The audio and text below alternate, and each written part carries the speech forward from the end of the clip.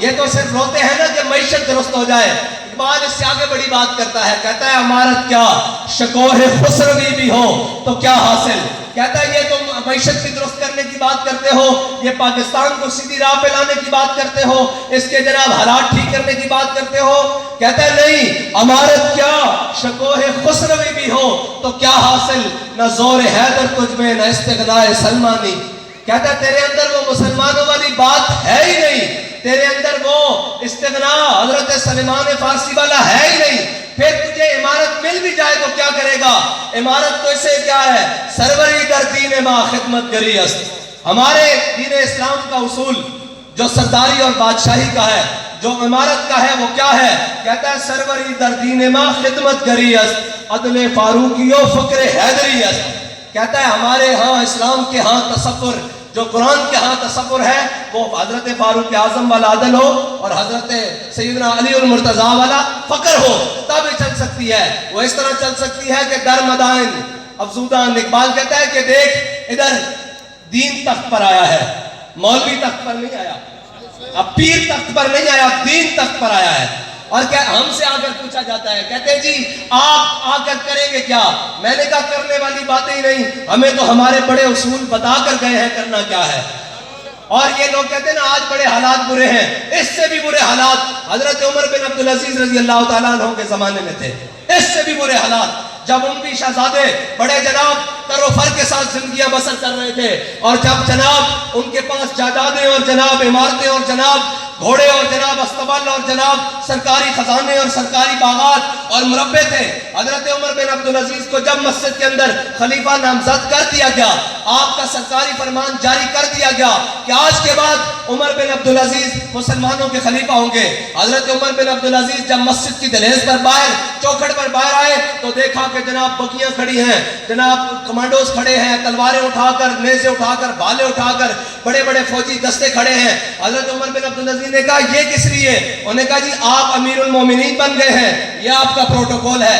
آپ نے فرمایا عمر بن عبدالعزیز ان دو قدموں پر, دو پاؤں پر چل کر مسجد میں آیا تھا, انہی پر واپس جائے گا. یہ قوم کا مال ہے, اس کو بیت المال کے اندر لے جاؤ.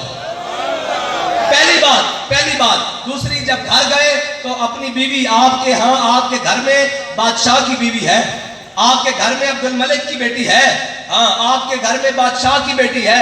آپ نے جا کر کہا, ان کا نام فاطمہ ہے, آپ نے کہا فاطمہ اگر اپنے باپ کا دیا ہوا جہیز تمہیں چاہیے, مال و زر, گھوڑے, استبل, یہ باغات, کنیزیں, خادمائیں چاہیے, تو عمر تمہیں ابھی طلاق دیتا ہے. اگر تم نے عمر کو رکھنا ہے تو یہ ساری چیزیں قوم کا مال ہے, تمہارے باپ کا ذاتی مال نہیں تھا, یہ قوم کا مال ہے, بیت المال میں واپس جمع کروانا پڑے گا.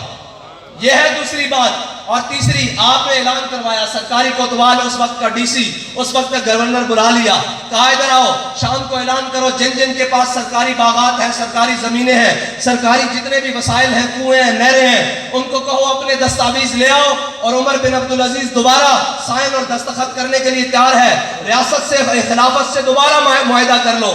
وہ سارے لوگ اپنے اپنے معاہدے, کوئی چمڑے پر لایا, کوئی کاغذ پر لایا, کوئی کپڑے پر لایا, جس پر معاہدہ تھا وہ لے کر آ گئے. حضرت عمر بن عبدالعزیز عشاء کی نماز کے وقت مسجد میں آئے, آپ نے وہ سارے معاہدے اکٹھے کیے, وہ فلاں تھا, میں فلاں بن فلاں, میرے پاس اتنی سرکاری جاگیر, آپ سارے معاہدے اکٹھے کرتے رہے. آپ نے اپنے چوگے کے اندر جناب وہ جبے کے اندر ڈالے اور عشاء کی نماز پڑھائی.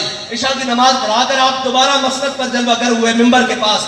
آپ نے جناب کہا, خطبہ دیا, اور خطبہ دے کر آپ نے دائیں طرف سے جناب کینچی نکالی اور بائیں طرف سے وہ سرکاری دستاویز ساری باہر نکالی اور ایک ایک رکھ کر کاٹ دی. آپ نے فرمایا بھاگ جاؤ, یہ سارا قوم کا مال ہے, آج کے بعد وہ قوم کے غریب اس سے مستفید ہو سکیں گے, اشرافیہ نہیں ہوں گے. یہ ہے اسلام لانے کا طریقہ. پھر اسلام آ جائے تو فراگوگی کو جناب پلاٹ نہیں ملتے. پھر اسلام آ جائے تو بلوچستان کی زمین کاٹ کر سندھ میں داخل کر کر پھر ڈی ایچ اے اور بیریا نہیں بنتے. اسلام کو اس لیے نہیں آنے دیتے. جس سے بات کرو ان کو 10,000 11,000 واٹ کا کرنٹ لگتا ہے. جی اسلام آ کر کیا کرے گا. میں نے کہا اسلام سب سے پہلے اپنی ذات کے اوپر نافذ ہوتا ہے.